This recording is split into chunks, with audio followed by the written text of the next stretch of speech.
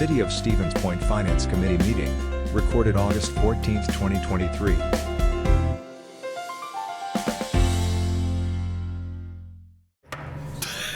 (6:30). We'll call the Finance Committee meeting to order. Please take roll. Christensen. Here. Zarazua. Here. Morrow. Here. Here. Chuda. Here. Okay. I didn't know if you heard me. And Shore is excused, I assume. Okay. Yes. Thank you. We do have a quorum. First item on our agenda is the informational presentation on the fund balance. Corey, take it over. Yes. So on occasion, I get a few questions about our level of fund balance, why we have the amount of fund balance that we do. And also sometimes I'm asked questions about what's the best way to finance something, either to take it out of fund balance or, potentially to borrow for it. So I thought this would be a good presentation to kind of cover that topic, to talk about what we currently do and why, and just some of the things to think about when we're making those strategic financial decisions. So first slide, want to cover a quick story, which actually goes back to when I was 17 and in high school, believe it or not, and it relates to fund balance. And I know, it's kind of a... Okay. Probably didn't expect me to say that. 17-year-old thinking about fund balance. Yes, yeah. 1982. But with Corey, I well, believe not it. quite. I have $2 in my pocket. That's my fund balance. So and the reason for that story is when I was 17, I went to Badger Boys State, which is a mock government simulation. And the first thing that they do is they break you into counties. And you've got different groups of kids that are in different counties, and then they choose their elected officials. And naturally, I got elected the county treasurer. So one of the first things that they did then was they had to take all these newly elected 17-year-old treasurers and send them to treasurer school and teach them a little bit about how government finance works. And I remember we had a treasurer there from the city of Milwaukee, and he talked about a variety of topics, but one of the things that he talked about was how they invest money and how they use their reserves to create interest revenue and without taking any risk, of course.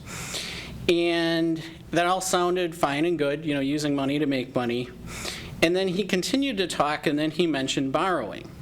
And I raised my hand and I asked a question, and I said, well, hang on a second, because you just talked about how you have all this money that you're investing, and now you're talking about borrowing money, and why would you borrow money when you've got all this cash?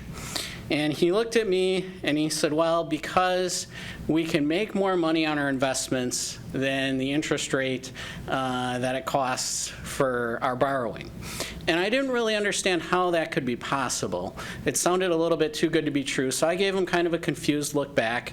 He gave me kind of an annoyed look back, like this isn't that hard to understand. That look right there. Yep. So I didn't push it any further. But we'll talk a little bit about that today as far as why that can be the case. But then another student, since I had kind of opened the floor to ask questions, was actually from the city of Milwaukee. And he asked the question, you've got all of this money. Why aren't you investing it in the community? And that was also a very good question. And the response from him was more or less that, well, these things that you're talking about are not really things that the community wants to spend money on, which I don't think was the best answer. So I'm going to try and come up with a better answer for you to that question. But it's funny because that was 25 years ago, and those are still the kind of questions that I get asked. So get a little bit into fund balance. First of all, what is fund balance? The easiest way to explain it is it's our savings account. It measures the financial resources that are available in fund. Basically, it's our accumulation of financial resource since our government has been in existence. There are a couple of different kinds of fund balance, and I know our auditors talk about this as well.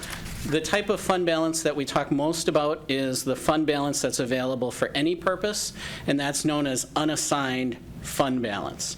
The rest of the types of fund balance are spoken for, they're committed or reserved for a specific purpose, or they're not in spendable form. If I can get to the next slide. So talking a little bit about the fund balance policy, that's set by the council and it provides direction on how fund balance should be managed.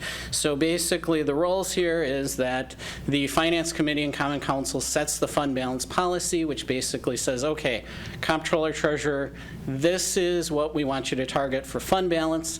And then basically myself, staff, carries out that policy. The current policy is that we'll keep 4 to 6 months worth of budgeted expenditures in unassigned fund balance, so basically 33 to 50% in unassigned fund balance. Right now we have 48%, so we're within that target range. We are close to the top end of that range, which is traditionally where we have been. Would like to note the Baker Tilly client median for municipalities 17,000 to 30,000 is 41.5%. So we are a little bit higher than our comparables in terms of what the comparable median would be. We're maybe not ridiculously so, but I guess that's probably a matter of opinion. Also, Government Finance Officers Association, GFOA, their recommended absolute minimum for any type of government, no matter who you are or what you do, is at least 2 months, so 16.7%. However, in their guidance, they do further note that a government's particular situation often may require a level of unrestricted fund balance in the general fund significantly in excess of this recommended minimum level. So today we'll talk a little bit about what our particular situation is and some of the, I think, unique things to being a local government in Wisconsin that give us to consider related to fund balance. So a couple of graphs kind of to whet your appetite here on fund balance. This is fund balance as a percentage of expenditures. Went back 20 years, so it's 2003 to 2022. I've been with the city since 2013, so you'll see that historically, actually, fund balance used to be significantly over the policy maximum. Over the last 10 years, I would say we've followed that policy maximum a little bit more closely. And of course, if we get to the next slide, and this is unassigned fund balance in absolute dollars. So here you can see it actually going up a little bit with the size of our operating budget, but it still isn't back to the level that it was in 2008. But of course, I think it's important to note that in 2008, that was above the policy maximum as well. So right now, we follow that policy a little bit more closely. What I'm trying to get at with these two slides is just to understand that our current level of fund balance is something that we've traditionally kept this level of fund balance. It's not a recent accumulation of resources. This is really more inherited from people who came before us. So I think that that's important to note because sometimes there can be a public sort of impression if you have a lot of fund balance that you're collecting too much in taxes and you're just hanging on to it and you're not reinvesting it in the community. And I just wanted to provide some of the historical background as far as, okay, this hasn't really been a recent accumulation of resources. So then going to the next slide, we have the fund balance use in the capital budget. So as you can see, when we do have additional fund balance, we do reinvest it back into the capital budget, and that number for the most part has increased over time as the financial performance has allowed us to invest more into the capital budget. You'll notice a little bit of a dip for 2023. That's because the year 2022 wasn't the best year in terms of budget performance, so that's why we had to cut back on that a little bit. Luckily, we had American Rescue Plan Act funds that backfilled that pretty well, so we didn't have a major issue doing that for the 2023 capital budget. But I do expect that that's going to be going back up for 2024. So, and then getting into sort of our particular situation, some of the key things that we need to think about. One is, and I know that those of you who've been on council for a while have heard me talk a lot about levy limits and have, I think, experienced a lot of the frustration of our operating budget being very restricted by levy limits. And one of the key things to understand is that investment interest revenue is a key component of the operating budget, and that there is some levy limit advantage of holding a larger fund balance simply because that interest revenue funds operations that would otherwise be inside that levy limit, and in comparison, payments on debt are outside of the levy limit. So if you say, well, you know, if we pull money out of fund balance, you know, rather than borrowing, won't the savings on the interest on the debt offset that? It really doesn't, because one of these is inside that levy limit and the other is outside of that levy limit. So that's just something to keep in mind. Not quite as big of a deal if we're talking about smaller amounts, but certainly if we're talking about very large amounts of fund balance, something that, you know, we would have to keep in mind. Going on to the next slide, our particular situation with interest rates. So going back to the City of Milwaukee story, where they decided they were going to keep more reserves because their interest rate was higher on reserves than it was on borrowing money. The reason why that works, and the reason why it sounds too good to be true, but it actually is true, is because when we borrow money, the interest is usually tax exempt to the investors who buy our bonds. So what you have is that allows us to borrow money at very low interest rates, because to an investor that's very attractive that they can buy municipal bonds and the interest that they make on it is completely exempt from income taxes. So typically, municipal bonds are going to have a lower interest rate than some of the other investment alternatives that would be available. And then, of course, as a local government, we don't pay taxes on the investment interest that we make. So it really works out to be a unique situation where we can actually make more money in interest or have a higher rate on our deposits than the rate on our debt. So that's a unique advantage that we have. If you want to move to the next slide, you can actually see this. So I went back the last 5 years, basically compared our major deposit rates versus our borrowing rates. As you can see, obviously interest rates go up and down. You can see that we don't always beat that by a lot with our deposit rate versus our borrowing rate, but overall we are pretty consistently having a higher deposit rate in comparison to our borrowing rate.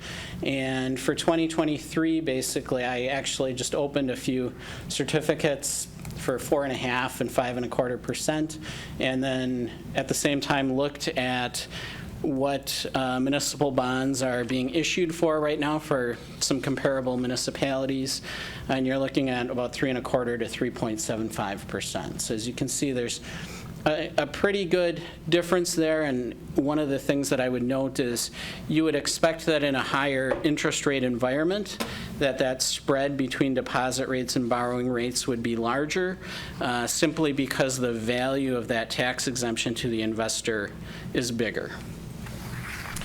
Okay, so just kind of to help illustrate the point, looked at the amount of money that we make in terms of interest on our deposits versus what we actually pay on our debt.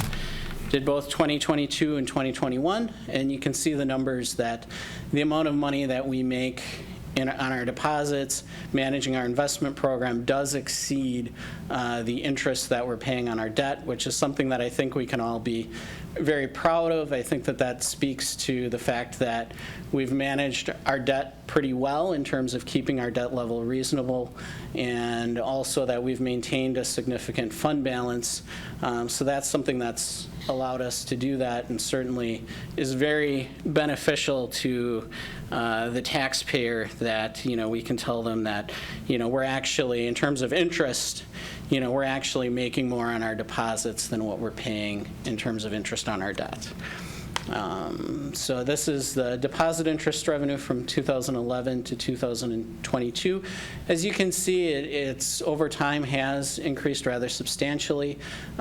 Peaked in 2019 just with interest rates, then did come down a little bit due to COVID and interest rates really crashing during the COVID period. But if you're following what's going on with interest rates, you're aware that interest rates have gone back up now, so we're seeing that interest revenue come back up as well.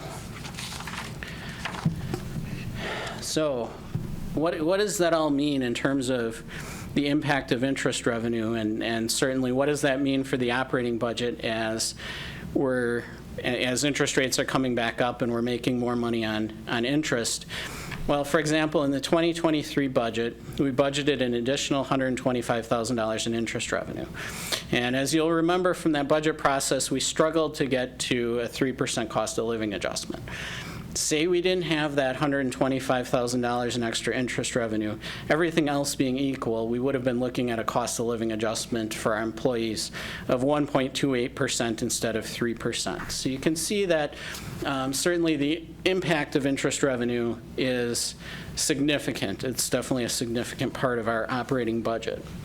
And then moving on to the next slide. Our particular situation with... Wait, sorry. Okay, yep. With our bond rating, basically fund balance is a key component of our bond rating and helps us borrow money at the lowest possible interest rates. And one of the things that I wanted to note is that our most recent bond rating indicates two factors that could lead to a downgrade.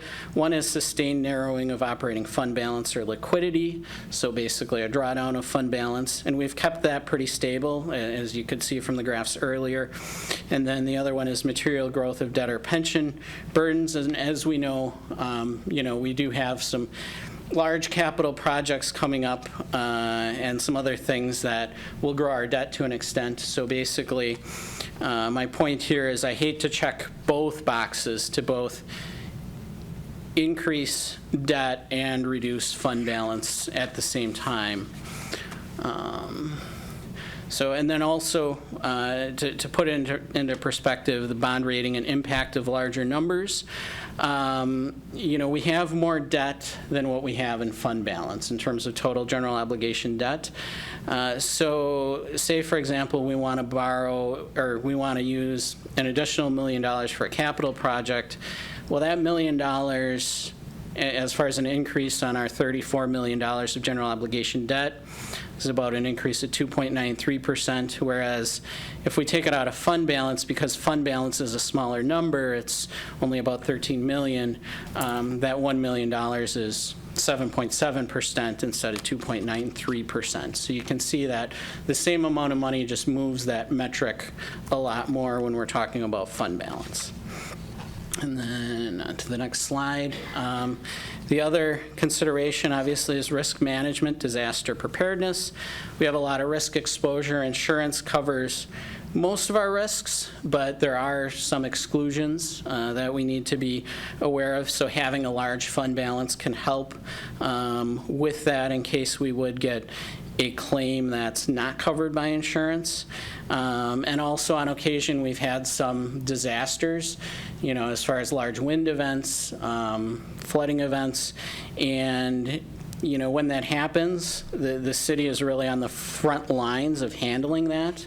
And we are eligible for different state and federal programs for reimbursement, such as through the Federal Emergency Management Agency, but getting money from the federal government, sometimes it takes 1 or 2 years. So that's the other thing to keep in mind is if we ever had a tornado or something really serious, it could take a year or two before we get reimbursed. So moving on to the next slide. In summary, there are 4 key reasons why I think the current level of fund balance works for us in some ways. One is the levy limit advantage that helps the operating budget, the interest rate on savings often exceeding the interest rate on borrowing, helping our bond rating, and keeping us prepared for various risks and disasters. So then moving on to the next slide, we do have options going forward. And even though, I'm obviously have an opinion on this just based on the information that I presented, I do respect that ultimately the decision on our fund balance policy and on managing fund balance is the Finance Committee and the Council. I can make recommendations, but you make decisions. So I want to make that clear that I do respect that that's how it works. So as far as options going forward, certainly it'd be well within your purview to modify our fund balance policy to reduce the target range.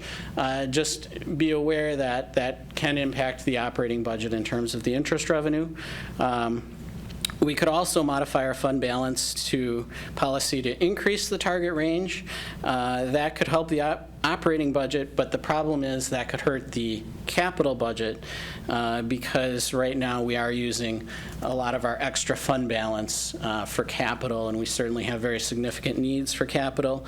Or we can continue the current policy, but of course we still need to be able to justify it, and kind of going back to my original story with, the other 17-year-old treasurer who had a question, why aren't you reinvesting this money in the community?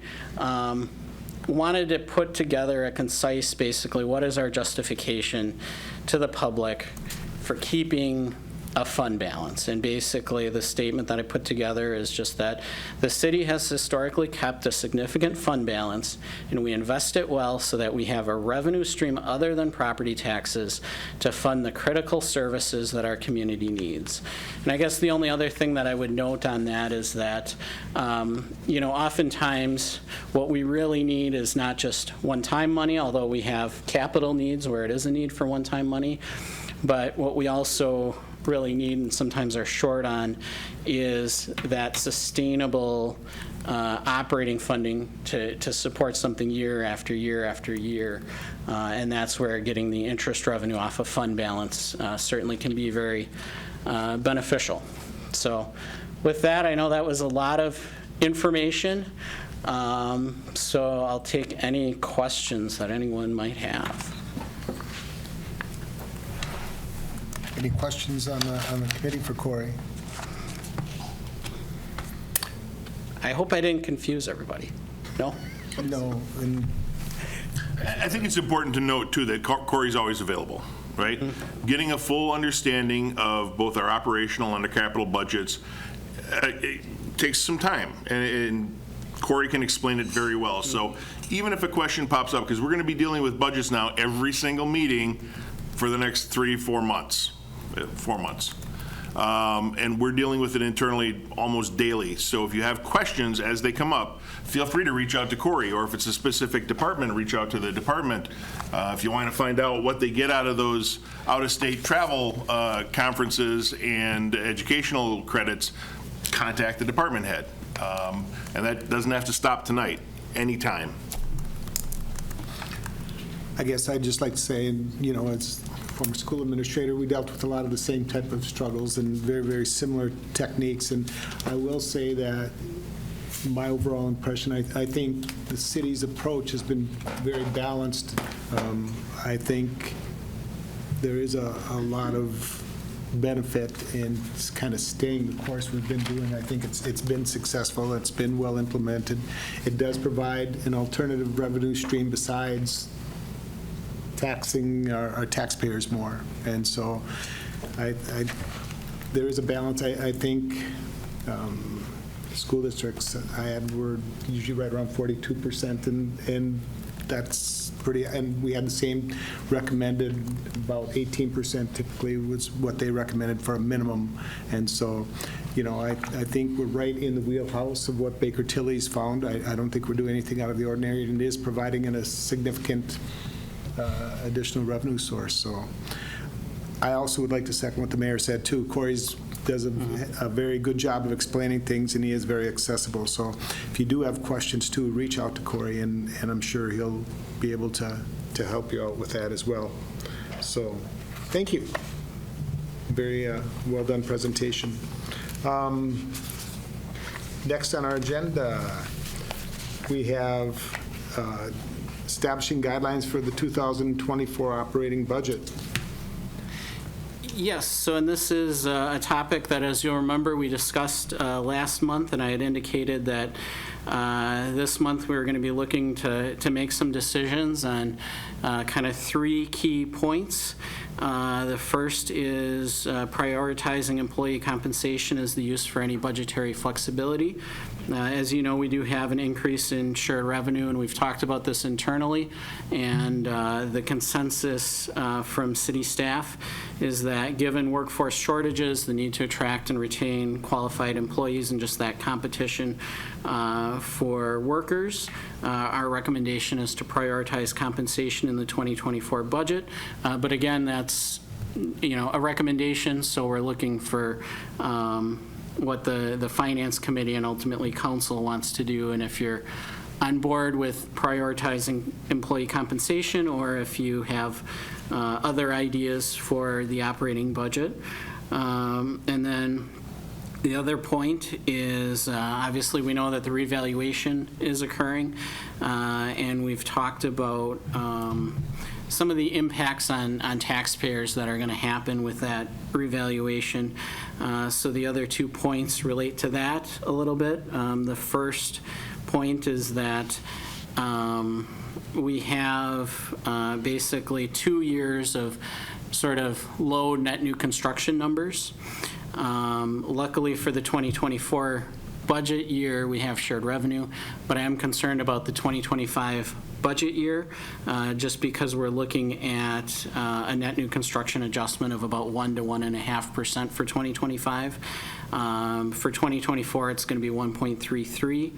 So the thought process is that we can roll over that levy limit flexibility from 2024 to 2025, basically to combine 2 sort of bad years into 1 good year. And that can help us get through not just the 2024 budget, but also the 2025 budget. And I think that that's certainly important to sometimes think long-term and look at future budgets and the anticipated impact. So that's one of the things that we're looking for a decision on, is rolling over that property tax levy limit adjustment for operations to the 2025 budget.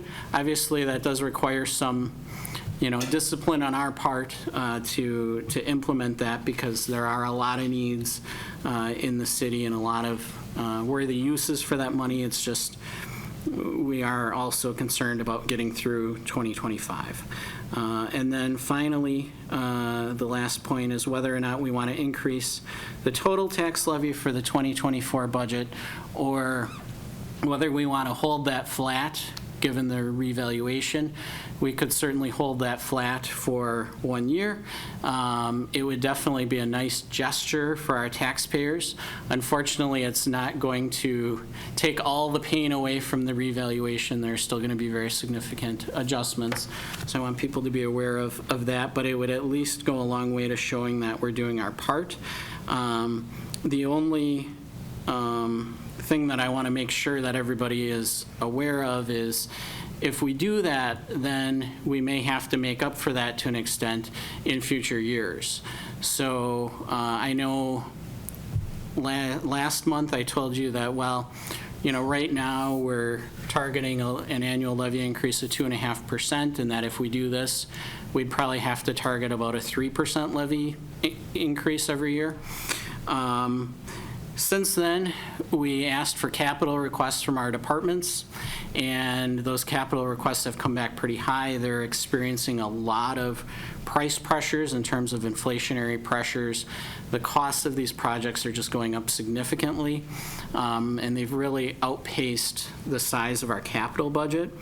So I'm revising what I said from last month a little bit to say, I think whatever we do for 2024, and we can still freeze that and do no levy increase for 2024, but then I think going forward, we probably need to be looking at more of a 3.5% increase in the levy every year. And I hate to be the bearer of bad news about that, because I realize nobody wants a levy increase, but it's just a matter of keeping our capital budget current with what it takes to maintain a city when you've got people who say, you know, our project, the cost of our projects are going up 20, 30, 40, 50%.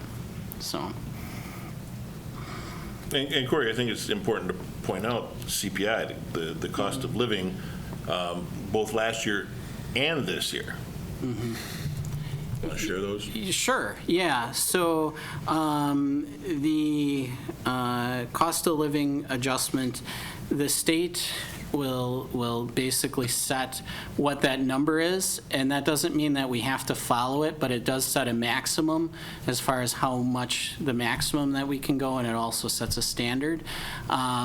Last year, that number was 7.17%, and we were able to do 3%. So we did lose a little bit to CPI last year. Traditionally, we have done whatever the number is, but of course, those were years when the number was, you know, 1.5% or 2%.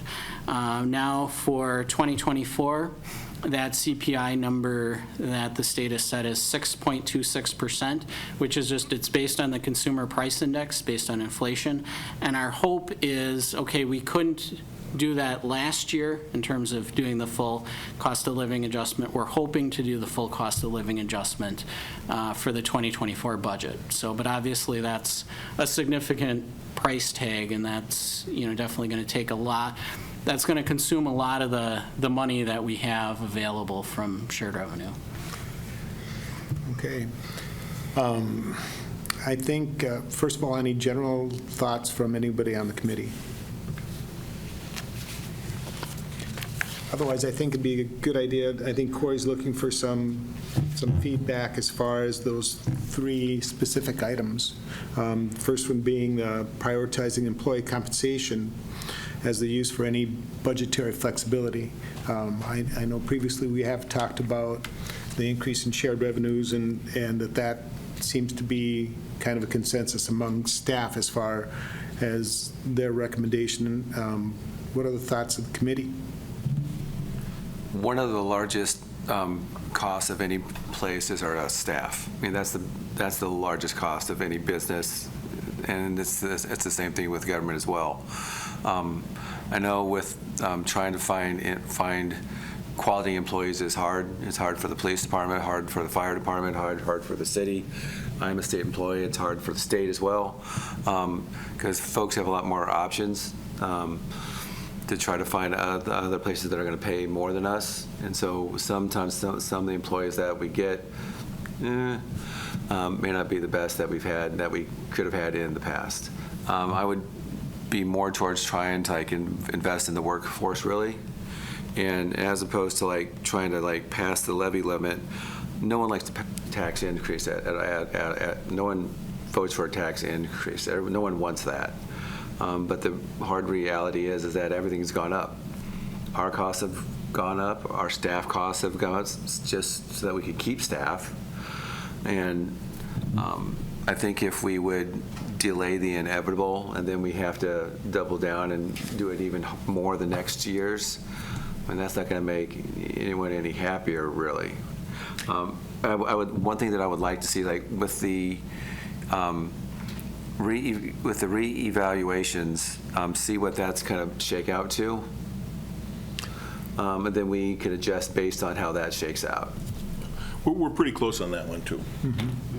We should have numbers soon enough. Anyone else in the committee?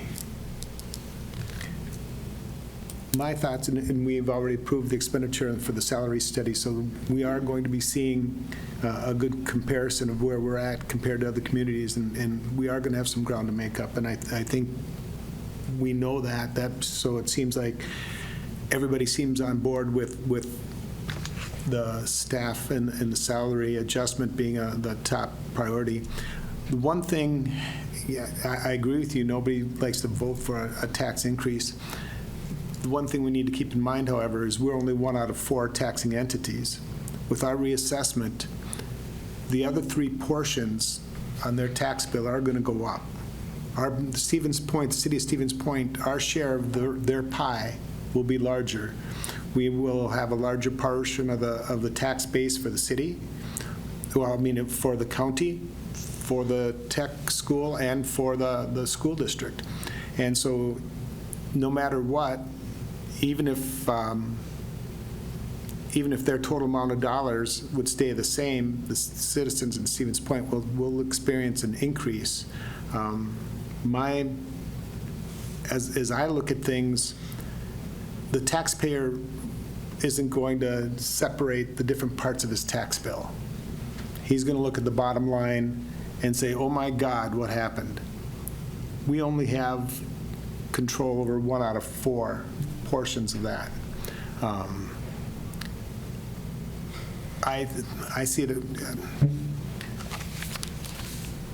in order to try to stabilize that amount to the best degree possible, I think probably our best course of action would actually be not to increase the tax dollars, and we'll actually see a levy decrease this year. And if we do have to put it up to the 3 or 3.5%, even if going up to 3.5% next year, the dollar amounts that people will be paying consecutively will be more consistent. And I think that should be our goal, is to take a look at their entire tax burden and try to keep that as stable as possible. It's going to increase, but it'll be a more gradual increase and a more consistent increase probably if we go that route. So for myself personally, I'd be looking at trying to keep the total tax dollars the same this year as in the past.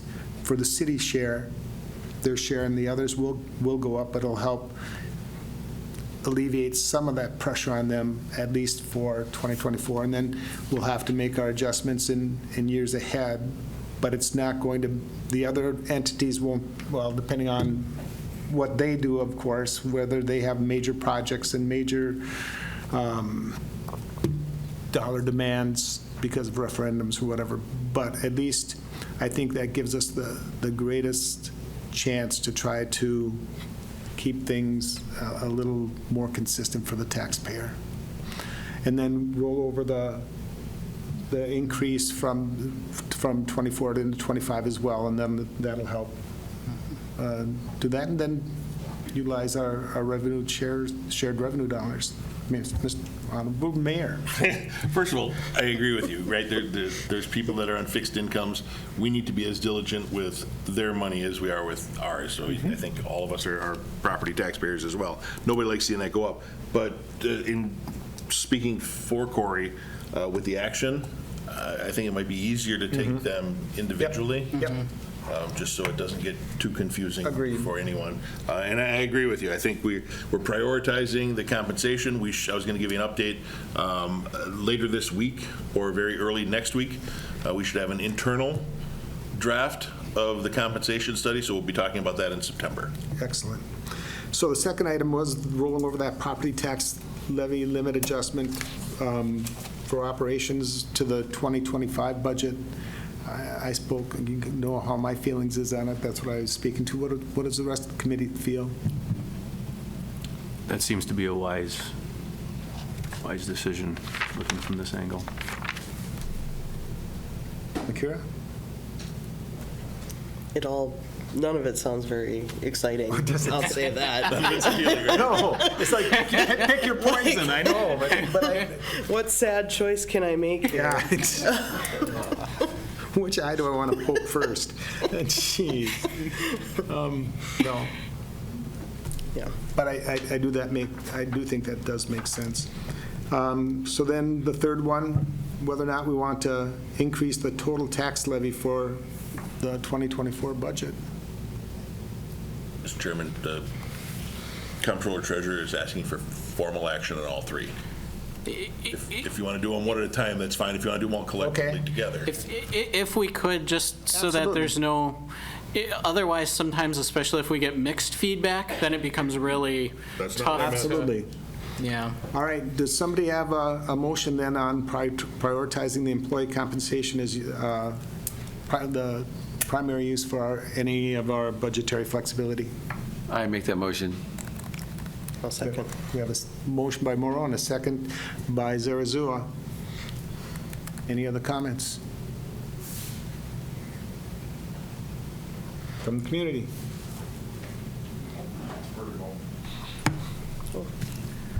Vertigo.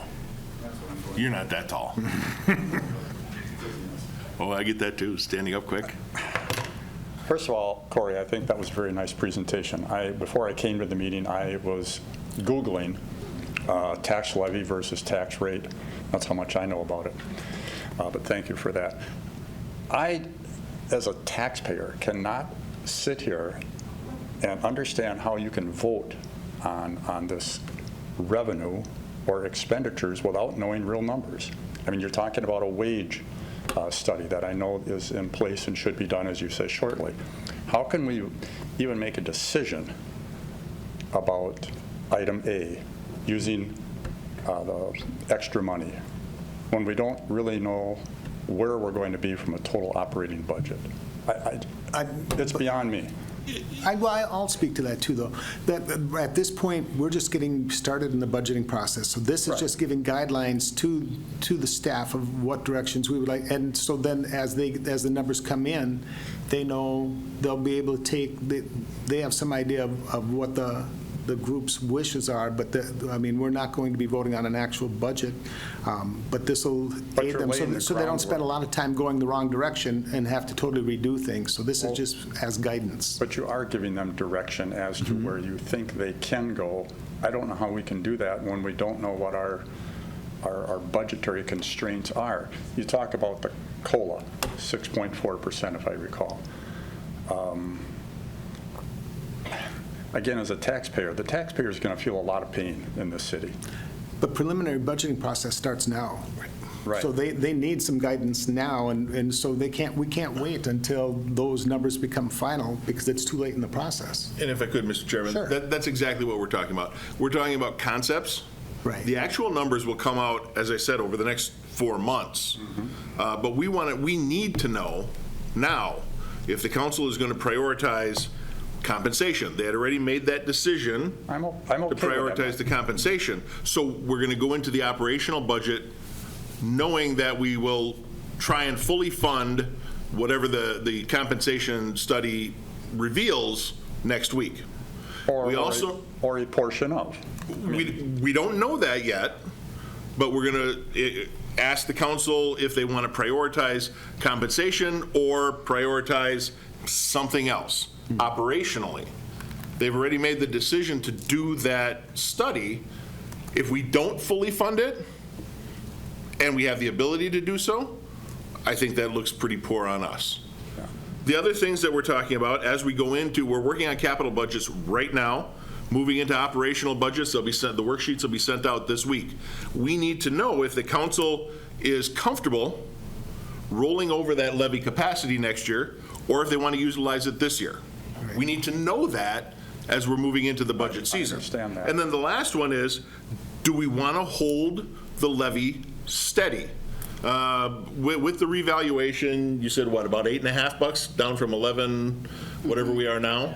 The mill rate should go down for the city, and as Mark said, there's 4 taxing entities, not just the city. That's correct. But for us, do we want to keep that stable, and I recommend we do, or do we want to go with what had previously been set for guidelines, an increase of 2.5%? So we need those conceptual plans. No numbers are being voted on at all tonight. Right. Well, that's where I'm getting a little excited, because I'm hearing the COLA adjustment. And I'm all for supporting and paying good wages, don't get me wrong. But are you saying we are not held to that 6.4 at this point? We are not. No, absolutely not. Okay. And we won't be Unless we have the until the money. council approves the operational budget in November. Right. I just don't want to be, No. and I'm sure you don't either, spending money we don't have. Exactly. No, And- this is just guidance. We for the just need to know process. where we're going to, what the council's going to prioritize internally, so we can make proper decisions as we move forward in the budget process, and then we'll present those to council, and then there's public hearings on all of that, but we need to know just conceptually, what do you want to prioritize? Yeah. So I can get a chair closer to the podium? And the Absolutely. Next month, absolutely. Thank you. All right. Anyone else? All right. We have a motion on the floor and a second to prioritize staff compensation with whatever revenue. Just prioritizing is good Just enough. prioritizing staff compensation. So those of you in favor would signify by saying aye. Aye. Aye. Opposed? That's unanimous. Second topic to be voted on will be rolling over the property tax levy limit adjustment for operations from the 24, roll it over to 25. I'll make that motion. Made by Shuda, Second. seconded by Zarazua. Discussion.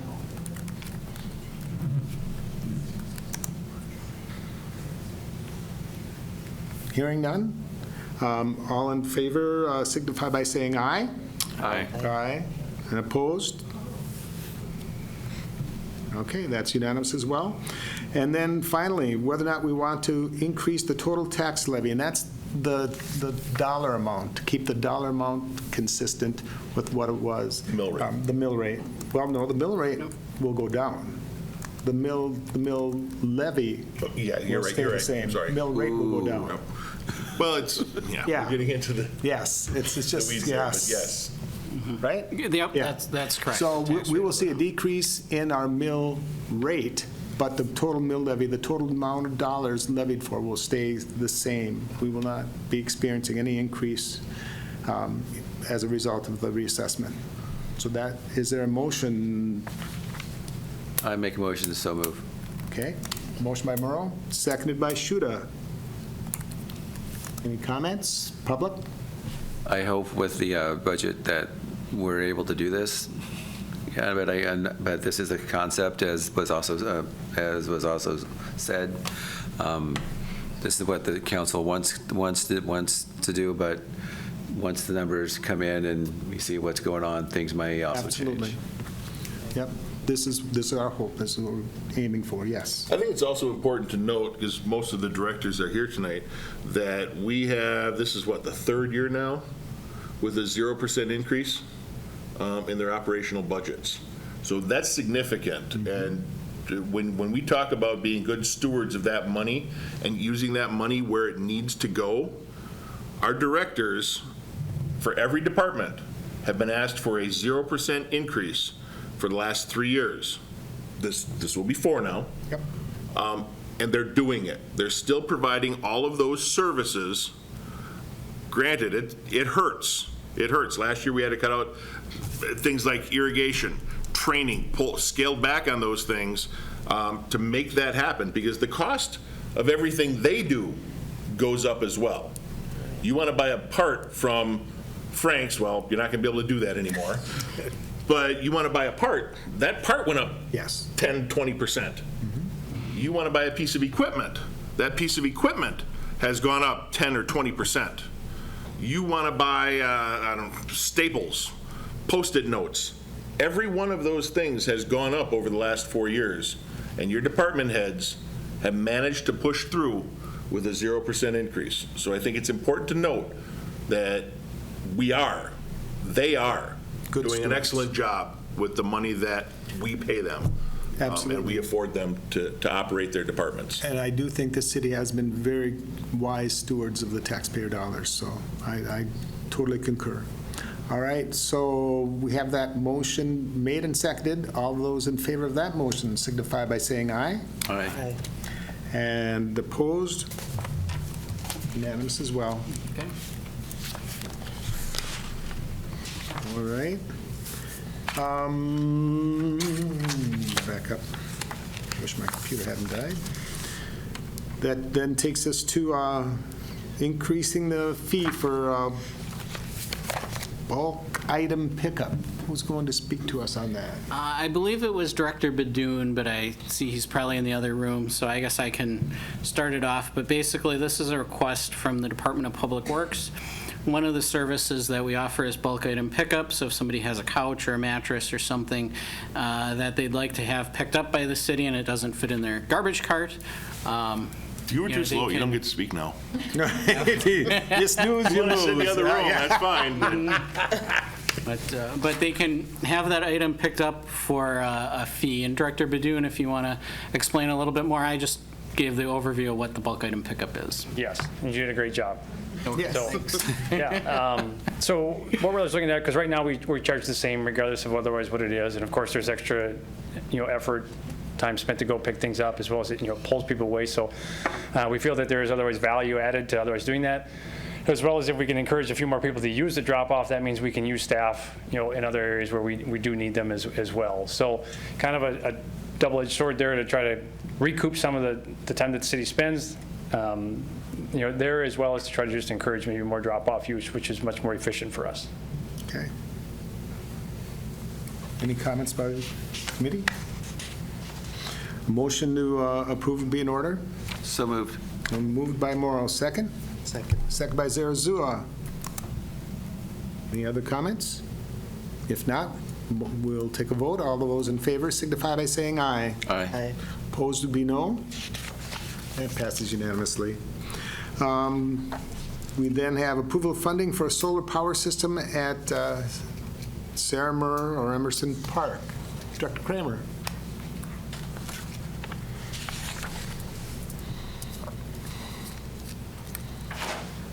Thank you, Mr. Chair. We are working on finalizing a large grant, a $500,000 grant for the Emerson property next week at Monday's council meeting.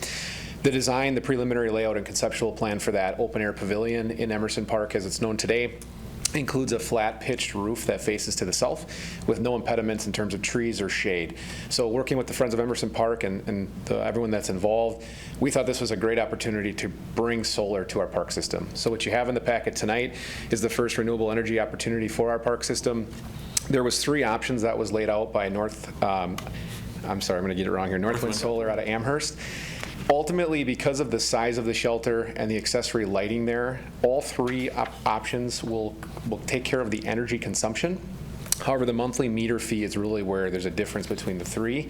In addition to if there's other opportunities for upgrades in the park that would use energy, the larger system allows for more energy production.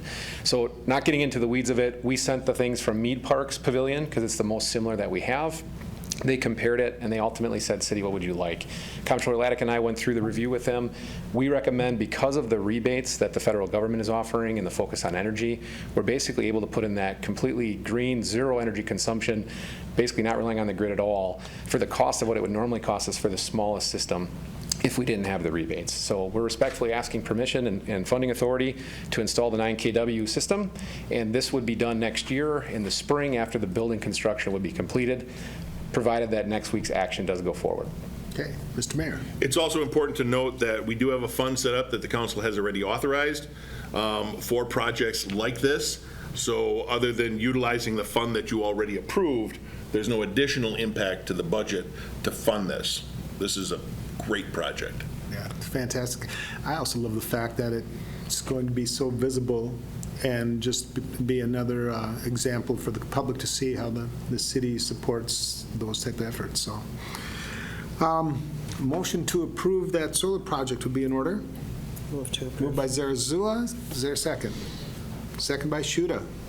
Comments? All right. Hearing none. All in favor signify by saying aye. Aye. Aye. Opposed? And that is approved. For claims paid. All right, we, approval of claims paid, which always amazes me. It's like, no, we're not going to pay, we're taking back our We payment. want to make sure everybody I in council know. knows where our money's going. I everybody in the know, public. I agree. So, any questions on any of those claims? Hopefully, if you do have some, it's always good to ask those ahead of time, too. I try to do that, so. If there aren't any questions, motion to approve claims paid would be in order. Move to approve. Zarazua moves to approve. A second by Morrow. Any comments? If not, all in favor signify by saying aye. Aye. Aye. And opposed would be no. Unanimous once again. Now we will be adjourning into closed session pursuant to statutes 19.85, parenth 1, parenth E, for deliberating or negotiating the purchase of public properties, investing of public funds, or conducting other specified public business whenever competitive or bargaining reasons require a closed session. So, Mr. Chairman, you need a motion on that. we And a need roll a, call vote. yep, A motion to go into closed session would be. So moved. It's moved by Morrow. Second? Second. Second by Shuda. Have to vote. Yep, we have to do a roll call vote. Christensen, Aye. Morrow, Aye. Zarazua, Aye. Shuda. Aye. A video of this meeting is available for viewing on the city's website, stevenspoint.com/videos.